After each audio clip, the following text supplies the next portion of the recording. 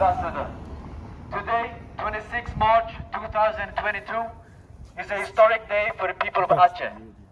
Acheese diaspora in Scandinavia and together with the people of West Papua and South Moluccas have gathered here in the City of Peace, The Hague, to commemorate the 149th anniversary of the Dutch declaration of war against the sovereign independent state of Aceh.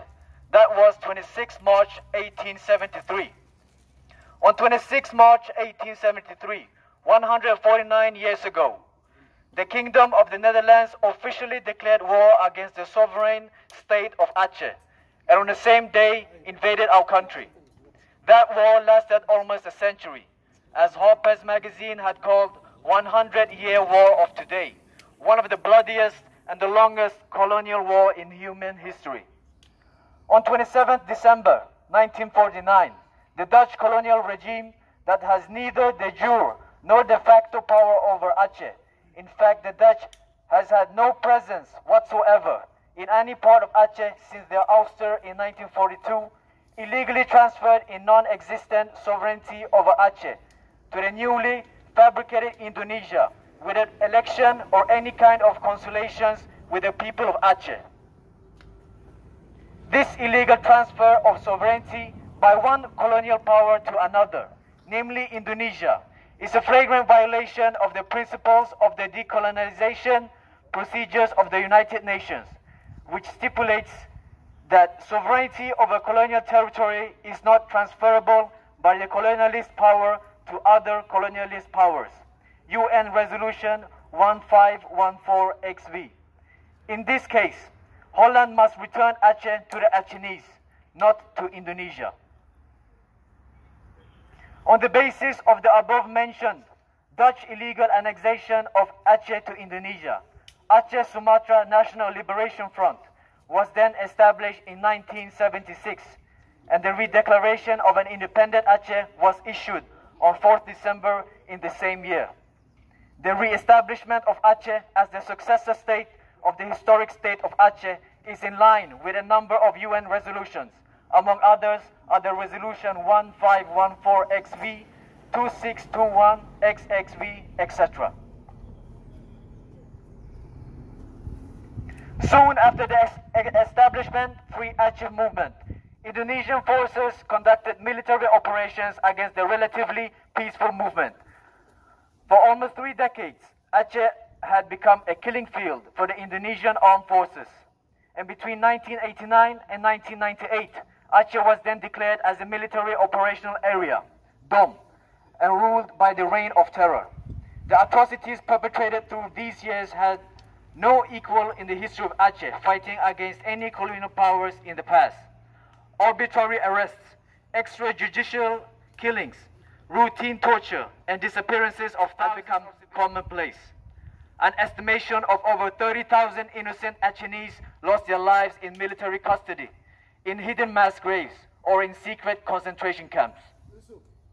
These military operations continued unabated with the same intensity and brutality, and then martial law was imposed between May 2003 and May 2004, and another reign of terror was again in progress until Aceh was devastated by the Indian Ocean deadly tsunami on the Boxing Day of 2004. This natural disaster, coupled with a prolonged war, had brought the warning parties, the Republic of Indonesia and the Free Aceh movement, GAM, signed a peace deal known as Memorandum of Understanding, MOU, in Helsinki, Finland. One of the many provisions in the MOU is the establishment of 2 human rights institutions, human rights courts and trust and reconciliation commissions. 22 years after 1999 massacres, not a single perpetrator of these flagrant violations of human rights against innocent Acheese has been brought to justice, signaling that such violations are allowed to be violated in Aceh with impunity. Almost 17 years after Helsinki Accord signed, nothing has changed with regard to protecting of human rights and resolving the past abuses. The Regional House of Representatives enacted a bylaw with regard to TRC on 31 December 2013.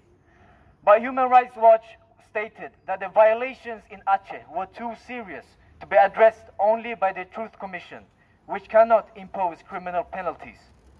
States have an obligation under international law to prosecute serious abuses of human rights and war crimes. Amnesty International, in one of extensive reports on Aceh, Time to Face the Past, April 2013, reminded us by saying, "The conflict remains an open wound.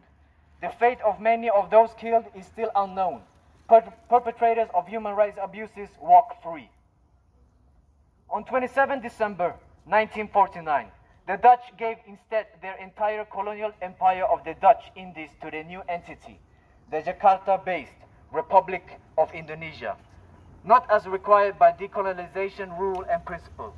Thus, Indonesia became the only successor state to the colonial Indies, with a territory as large as continental Europe, from Moscow to Lisbon. There is no getting away from the fact that a successor state of a colonial empire is also a colonial empire by definition.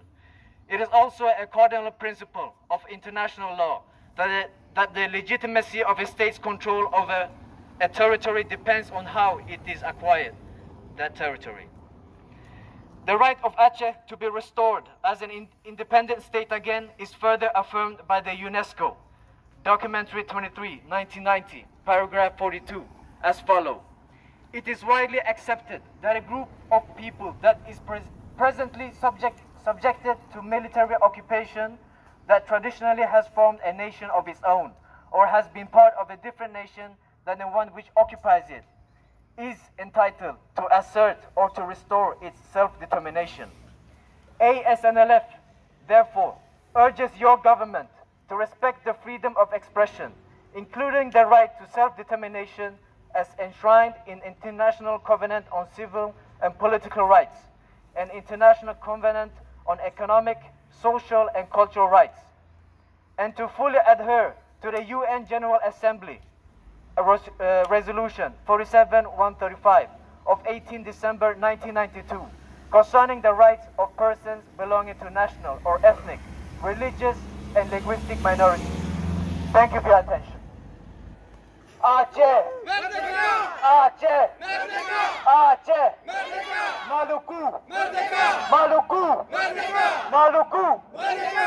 Papua! Merdeka! Papua! Merdeka! Papua! Merdeka! Selamat siang. I'm gonna try in English if that's okay because bahasa sedikit sulit buat saya, bahasa Melayu. Jadi, I'm the spokesperson of international spokesperson of Free West Papua campaign, and on behalf of our campaign, I want to welcome the representatives of ASNLF, of RMS, and the UMWP. And as young generation freedom fighters based here in The Hague, I'm really glad to see our fellow brothers and sisters from Maluku, but also from Aceh, from Scandinavia being here. Because this shows your commitment for your cause and the situation in Aceh. And as former military servant in the Dutch army, now working as civil servant under the Ministry of Interior, the people in the Netherlands know me also as an all-round activist, because there is a lot happening in the world why they should hear our voices and our stories. Because everybody of you in the Netherlands and in the global north, in Europe and America knows what is happening in Ukraine right now. That Russia is invading Ukraine. But this is not different than Indonesia is invading Aceh, Maluku and West Papua. So yes, we are in solidarity with the people in Ukraine and against the Russian aggression. But who cares about our voices, our people, our land? We are the media for our people. We are the politicians for our people. Because when King Willem-Alexander, King of the Netherlands, visited Indonesia, I think last year or the year before, the Indonesian government rolled out the red carpet and the king came in just for making trade once again, apologizing for what is happening in Indonesia during the Dutch colonialism, but mentioning what is happening today in Aceh, Maluku, and West Papua is a double standard. It's about money once again. But this is our answer. We educated Dutch people from university to university, and from protest and demos in the Netherlands to demos in the Netherlands, to educate Dutch activists, Dutch students and Dutch media about their ignorance, about their double standard for what is happening in Ukraine and for what's happening for more than decades in our homeland, which is their former colony. This is the so-called international city of peace and justice. At the same time, this city is silent about the gross human rights violations in our homeland against our people, while they're rolling out the red carpet for their king to make trade number one again, at the expense of our people's lives, our environment, and our culture. We will never accept it. The same reality is that they are not taking their responsibility to tell people every day in the media, in the newspapers about what is happening in Ukraine right now. They're silent about what is happening in their former colony. So that is where our responsibility should start.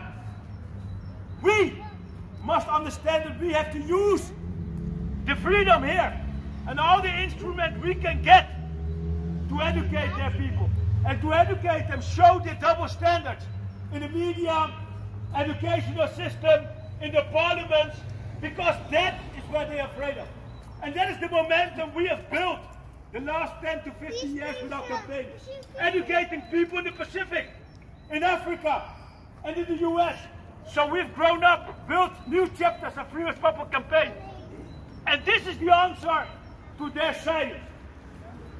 Our reply is building awareness and put pressure on their double standards, on their silence.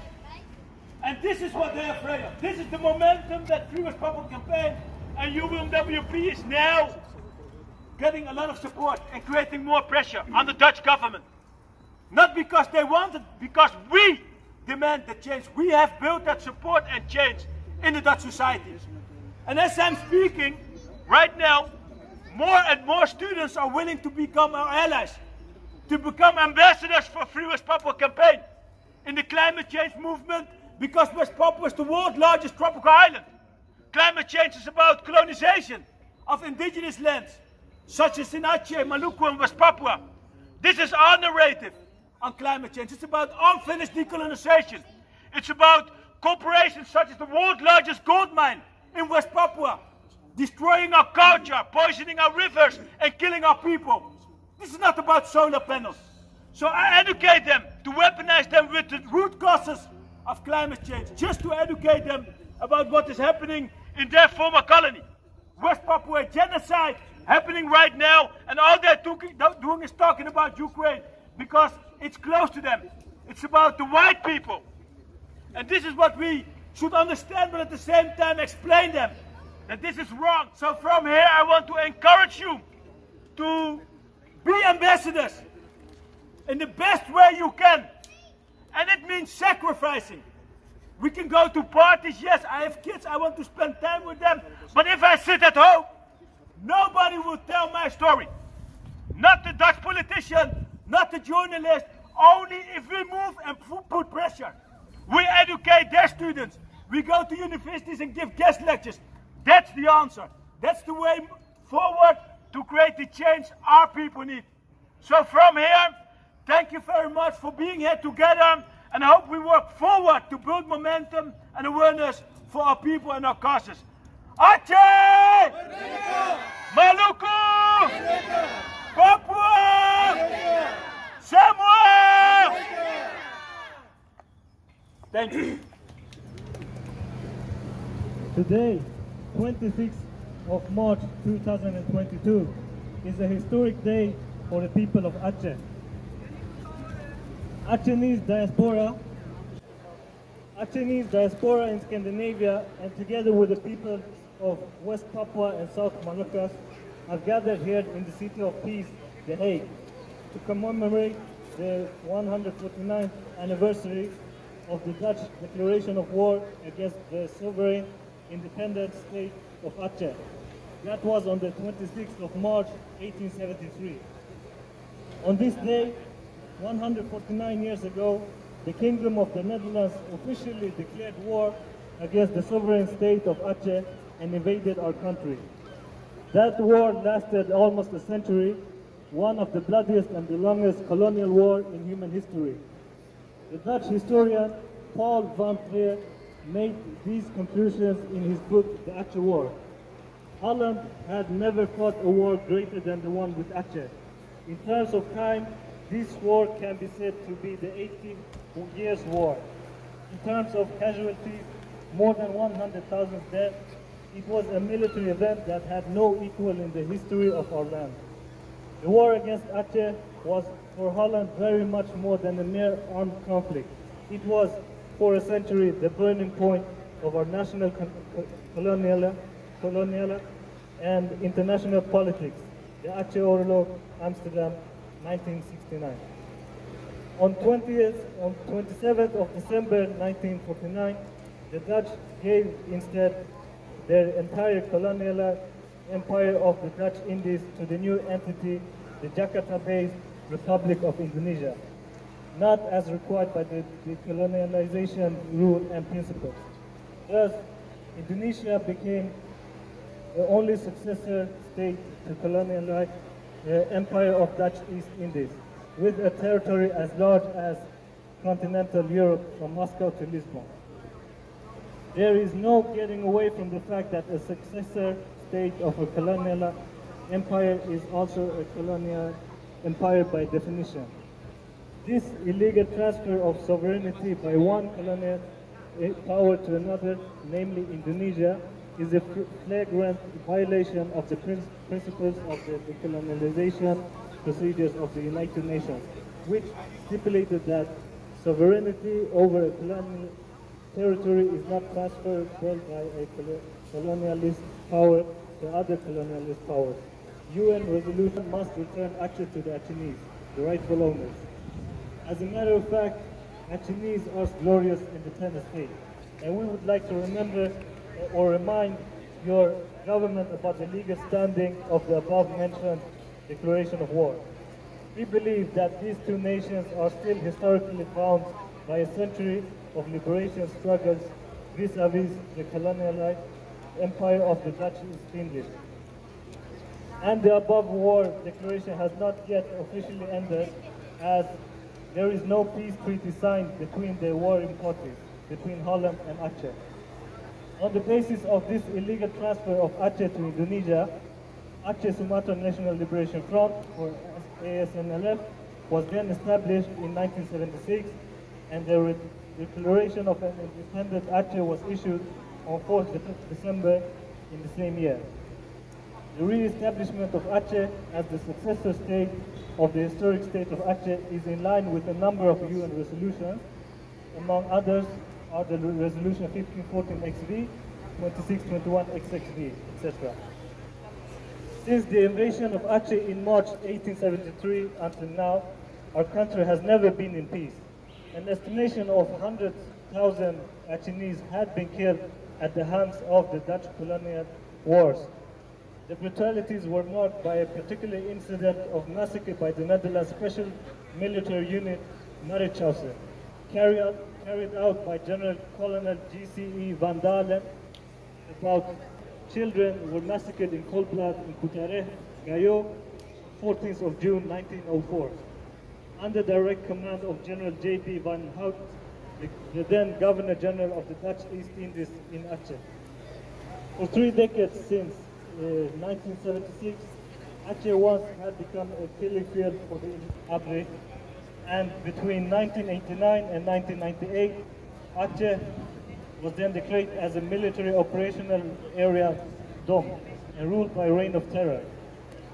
The atrocities perpetrated through these years have no equal in the history of Aceh fighting against any colonial powers in the past. Arbitrary arrests, extrajudicial killings, routine torture, and disappearance of thousands of civilians had become commonplace. An estimation of 30,000 innocent Achees lost their lives in military custody, in hidden mass graves, or in secret concentration camps. These military operations continued unabated with the same intensity and brutality, and martial law was then imposed between May 2003 and May 2004. Thus, another reign of terror was again in progress until Aceh was devastated by the Indian Ocean deadly tsunami on the Boxing Day of 2004. This natural disaster, coupled with a prolonged war, have brought warring parties, the Republic of Indonesia and the Free Aceh movement come. Signed a peace deal known as Memorandum of Understanding, MOU, in Helsinki, Finland. One of the many provisions in the MOU is the establishment of two human rights institutions, Human Rights Court and Trust and Reconciliation Commission. The Regional House of Representatives enacted a bylaw with regard to TRC on the 31st of December 2013. But Human Rights Watch stated that the violations in Aceh were too serious to be addressed only by the Truth Commission, which cannot. States have an obligation under international law to prosecute serious abuses of human rights and war crimes. ASnlf therefore requests your responsibility and reopen the case of this illegal transfer of our fatherland Aceh to the Republic of Indonesia. It is also a cardinal principle of international law that legitimacy of a state's control over a territory depends on how it acquired that territory. In the case of Aceh, the territory was unlawfully occupied by the Netherlands and handed over to the newly created entity called Indonesia without due process of the United Nations principles on decolonization. The right of Aceh to be restored as an independent state again is further affirmed by the UNESCO document 23, 1990, paragraph 42, as follows. It is widely accepted that a group of people that is presently subjected to military occupation that traditionally has formed a nation of its own, or has been a part of different nations, that the one which occupies it is entitled to assert or to restore its self-determination. So by right and by all international conventions, Aceh would have become a free and independent state again, like it always been before the invasion. Thank you for your attention. Aceh! Aceh! Maluku! Maluku! Papua! Papua! Semua! Semua!